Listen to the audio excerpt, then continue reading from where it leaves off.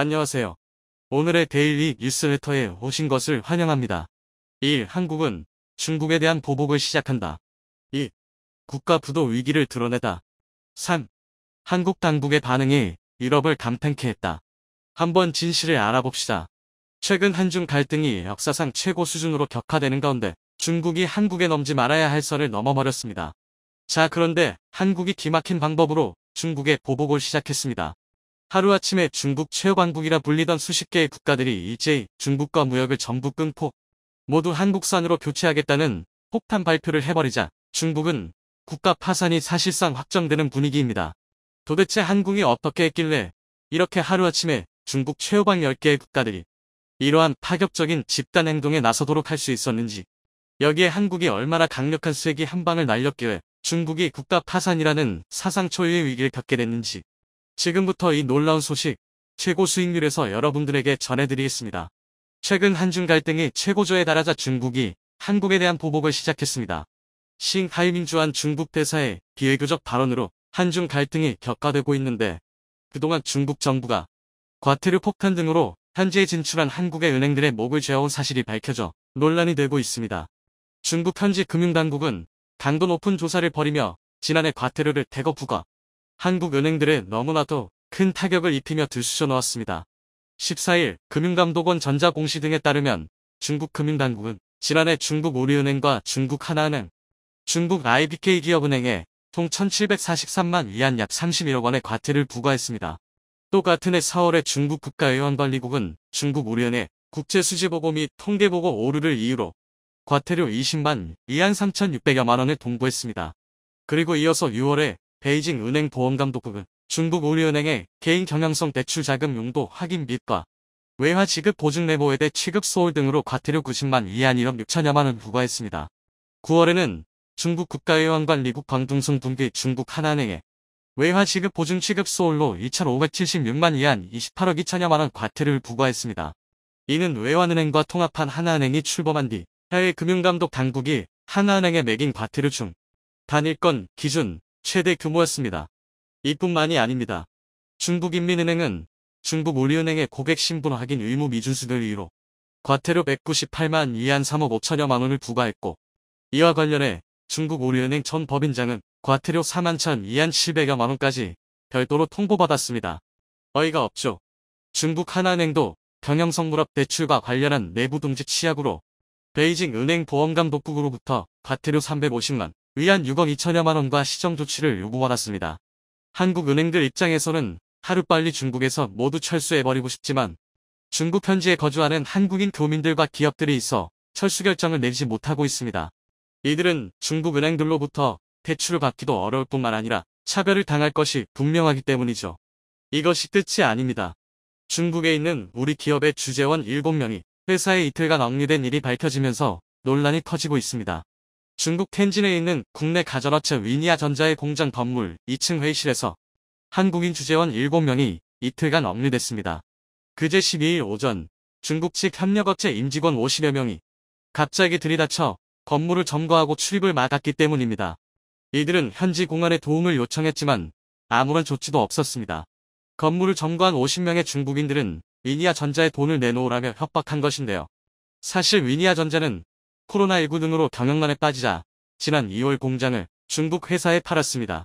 즉 위니아전자가 아니라 이를 인수한 중국 회사가 이들에게 돈을 줘야 하는데, 이 50명의 중국인들은 엉뚱하게 위니아전자에 돈을 내놓으라며 이렇게 선을 넘는 행동을 한 것입니다. 위니아전자 중국 주재원은 나가지 못하고 회의실에서 계속 감금 상태에 있었고, 화장실을 가더라도 얘들이 따라오는 그런 분위기였습니다. 잠은 의자에서 그냥 쪼그려서 선잠을 잤습니다라며 공포에 휩싸인 목소리로 당시 상황을 생생히 전했습니다. 주중 한국 대사관이 영사를 현장에 급파하고 나서야 상황이 일단락됐지만 한국 기업을 상대로 한 중국인들의 막무가내식 협박과 이를 그대로 방치하는 중국 정부, 마치 중국 정부가 이들을 뒤에서 조종해 한국 기업들에게 막대한 피해를 주고 있는 것으로 보입니다. 한국을 가장 만만하게 본 것입니다. 미국이나 호주가 중국에 같은 조치를 취했을 때는 불평만 늘어놓더니 아무런 대응도 하지 못했는데, 한국만 이렇게 만만하게 보며 온갖 보복을 하고 있습니다. 자, 그런데 한국이 기막힌 방법으로 중국을 국가 파산에 몰아넣는 데 성공하며 대반전을 만들어냈습니다.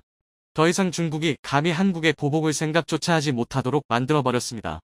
현재 중국 내 경제 상황은 여러분들도 아시다시피 부동산 붕괴와 감당 못할 정도로 큰 부채가 쌓이며 쑥대밭이 되었는데요. 이를 살릴 수 있는 유일한 해망이 바로 중국이 그동안 천문학적인 돈을 투자한 1대1로 국가들에서 돈을 만들어내 중국에 보내는 것이었습니다. 자, 그런데 한국이 중국의 핵심 1대1로 국가들부터 시작해서 중국의 최후방국이라 불리는 이들이 한 번에 중국과 모든 교역을 끊어버리게 만드는 기적을 만들어냈습니다.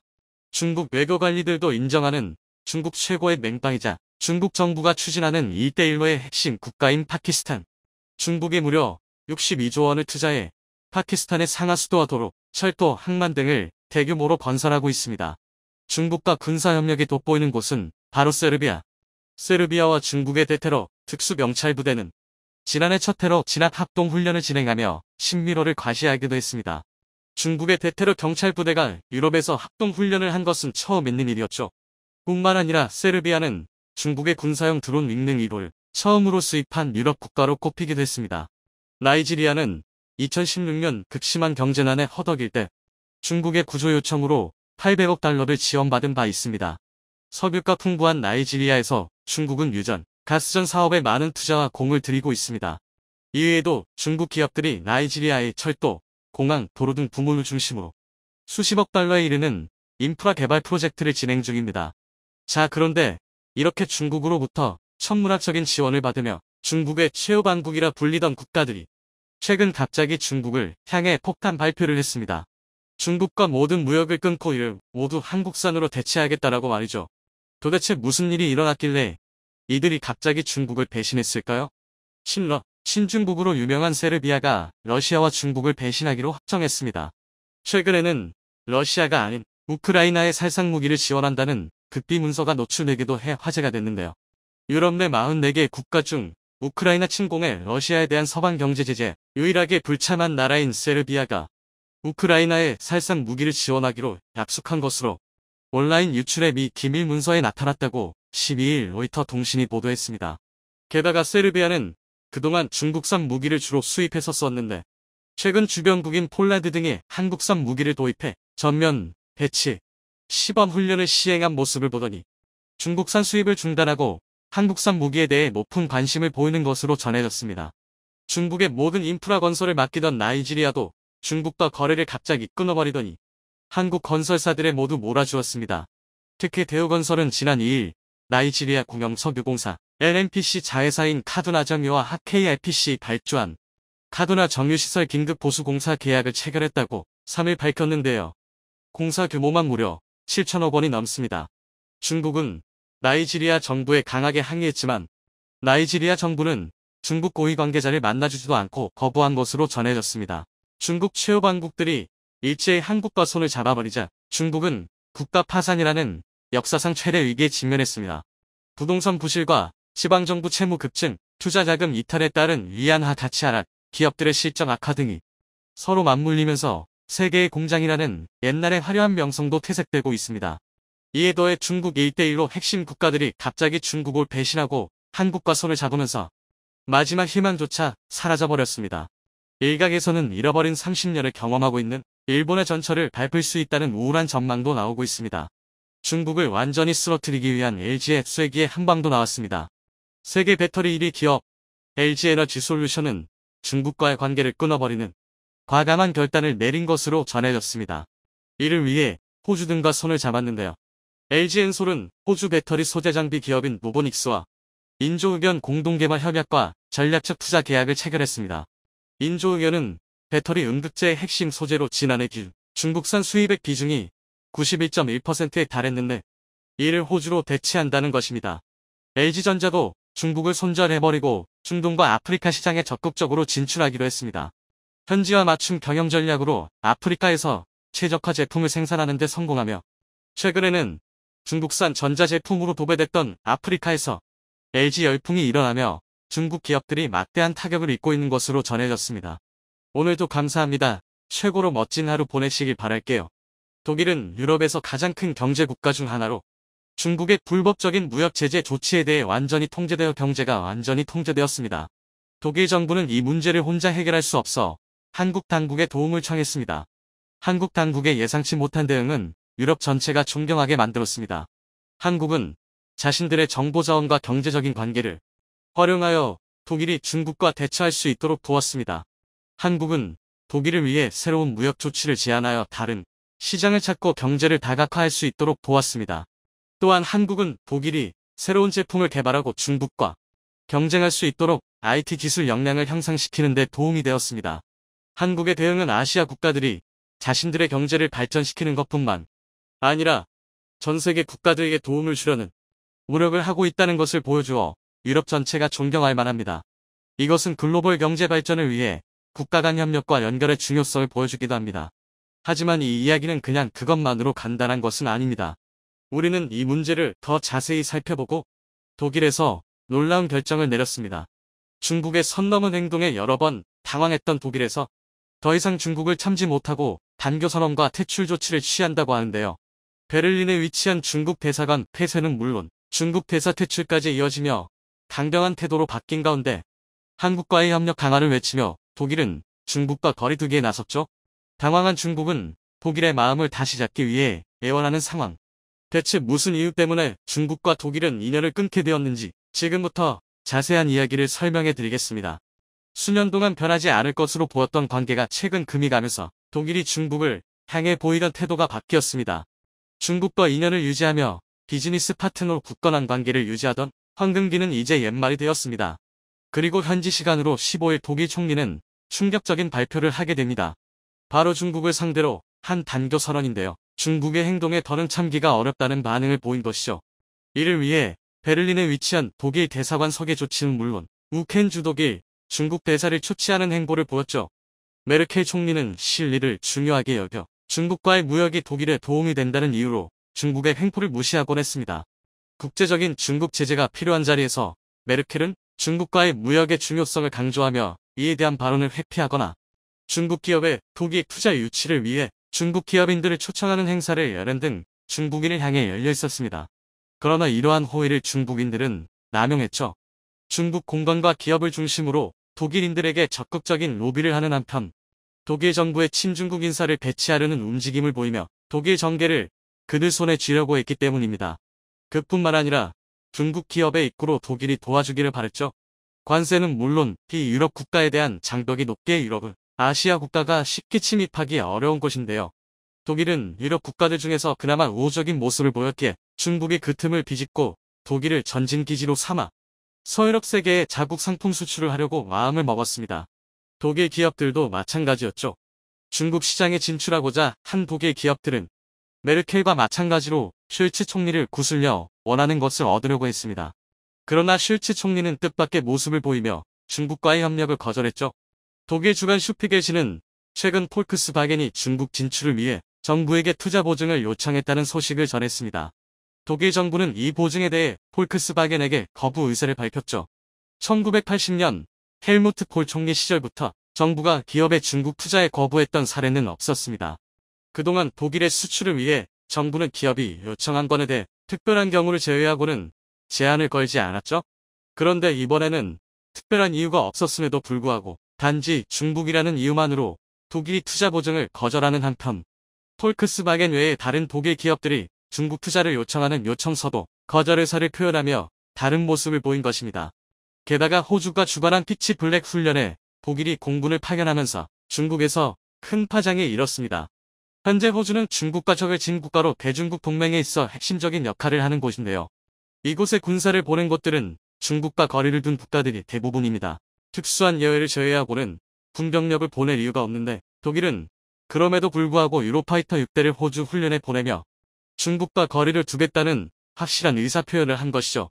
동시다발적으로 로베르트 하베크 독일 부총리 겸 경제장관은 로이터 통신과의 인터뷰를 통해 우리는 더 이상 중국에게 협박당하지 않겠다라고 선언하며 중국의 보호무역주의로 독일이 희생되는 것을 자시하지 않겠다고 선언했습니다.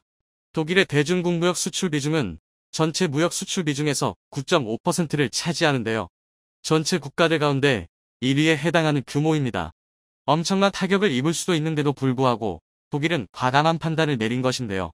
그러지 않아도 경제적으로 위태로운 길을 걷는 독일이 과감하게 중국을 버리고 새로운 길을 선택한 이유는 대체 무엇일까요? 이를 알기 위해선 중국이 독일에게 저지른 일들을 알아야 합니다.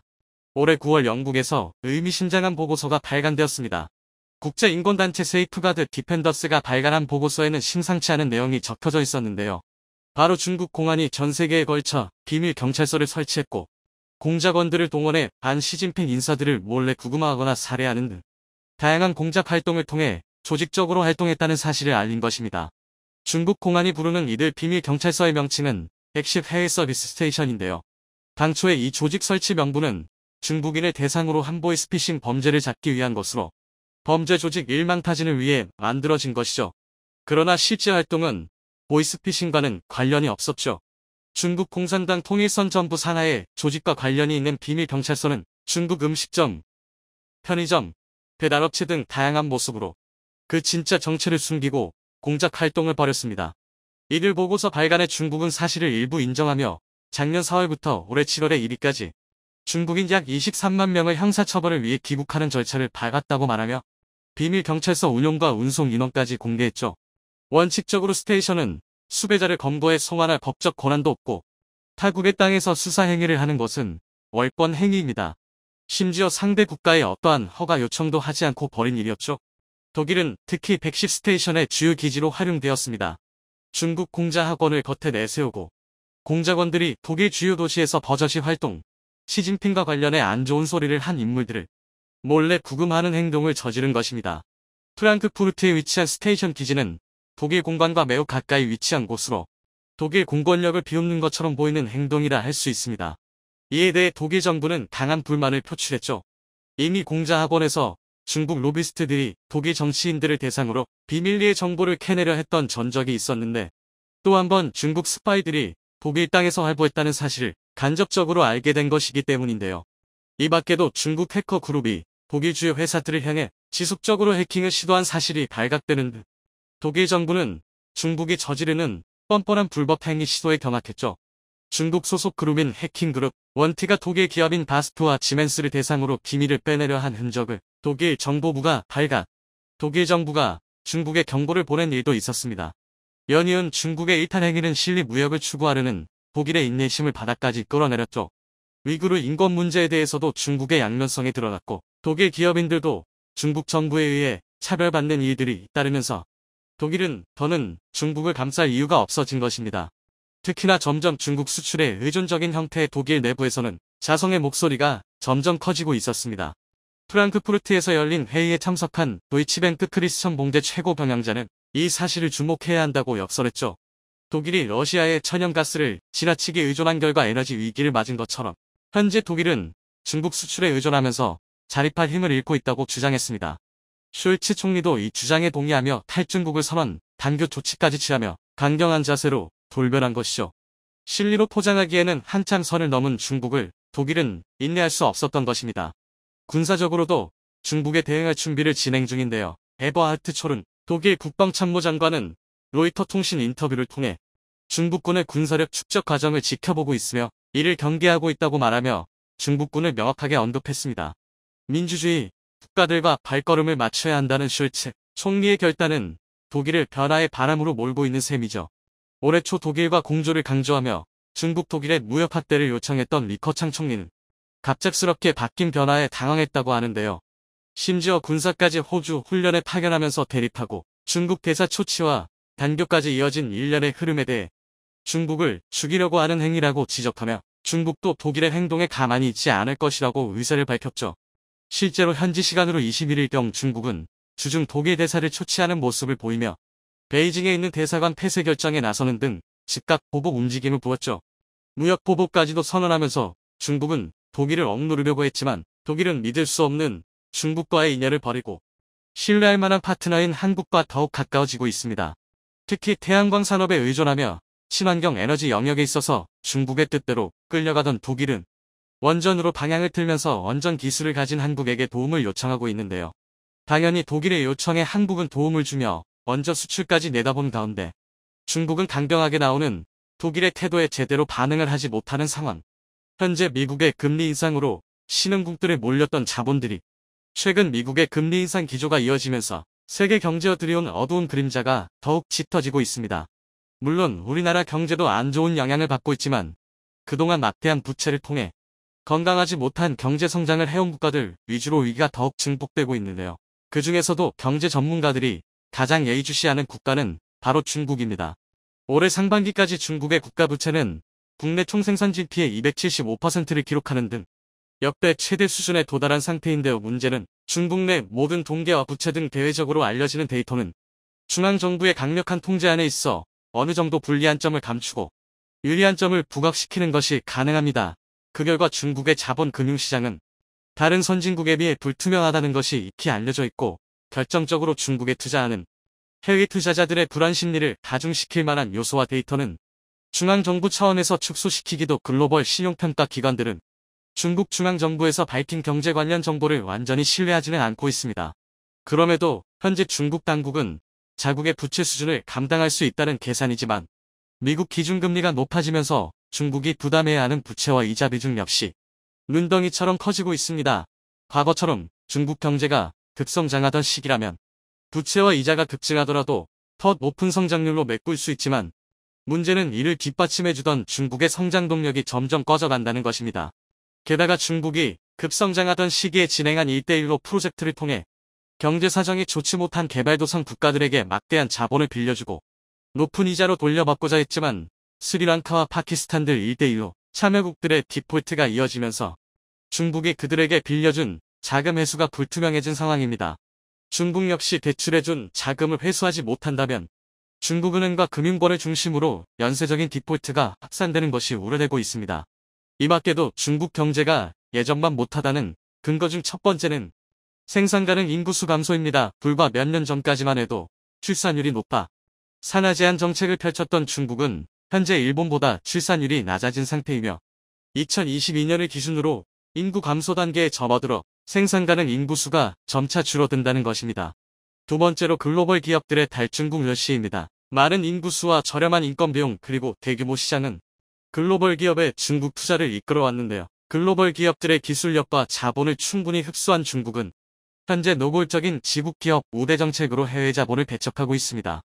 중국 내에서 해외 기업들이 영향력을 가지는 것보다 해외 기업을 벤치마킹해 성장한 자국 기업을 정부 보조금까지 주면서 키우고 있는데요. 이에 반발한 미국, 유럽 등 서방 세계에선 불공정한 기업 환경을 조성한 중국을 제재 중으로 대표적으로 반도체를 비롯한 첨단 산업에서 중국의 발전을 막고 있는 것입니다. 중국은 세계 1위의 반도체 수입 국가로 2021년 기준으로 반도체 수입 금액은 4,700억 달러, 우리 돈 622조 원에 달합니다. 반면 중국의 석유 수입량은 300조 원 수준으로 중국은 석유를 수입하는 것보다 2배나 많은 양의 반도체를 수입하고 있습니다. 우리나라 1년 예산이 600조 원 수준인 것을 감안하면 중국의 반도체 수입량이 상상을 초월하는 것을 알 수 있지만 반대로 이런 통계를 통해 중국의 반도체 독립은 사실상 불가능한 수준이라는 걸 알 수 있습니다.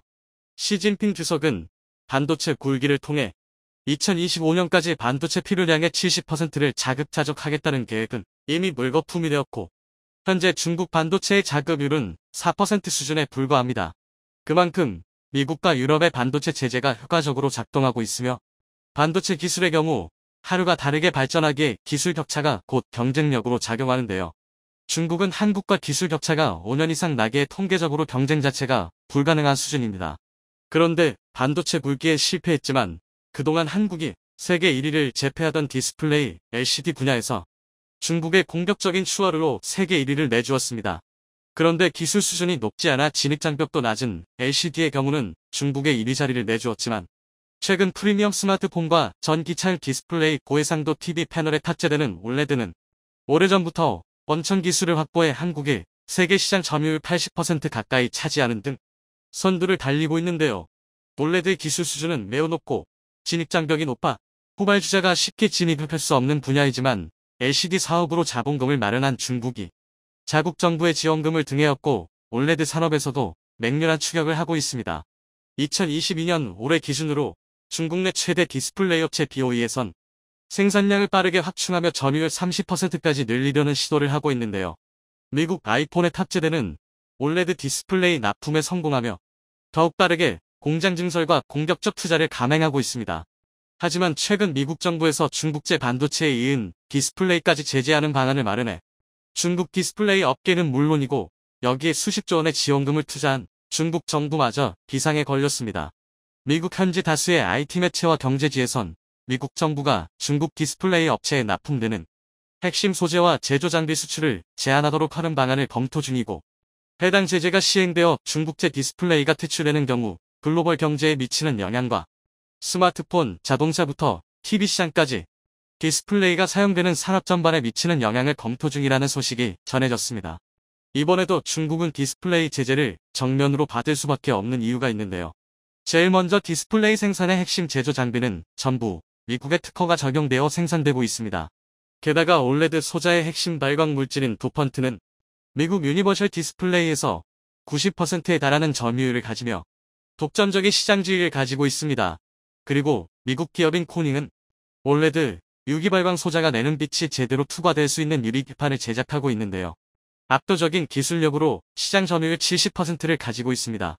여기에 추가적으로 삼성 SDI의 자회사인 독일의 노바 LED 역시 올레드 원천 핵심 기술을 보유하고 있는데요. 중국형 가지지 못한 핵심 소재와 장비 기술력을 확보해 안정적인 올레드 사업 활동과 연구 개발이 가능합니다. 한국 기업의 올레드 소재 부품 국산화율은 60%를 넘었고 2030년까지 90%를 목표로 연구 개발을 진행 중입니다. 하지만 중국 디스플레이 업체의 경우는 소재 부품 국산화율이 12%에 불과한 것으로 알려져 있고 88%에 달하는 소재를 수입하여 올레드 패널을 생산해 납품하고 있다는 것입니다. 이런 구조는 경쟁국가의 체제에 매우 취약한데요.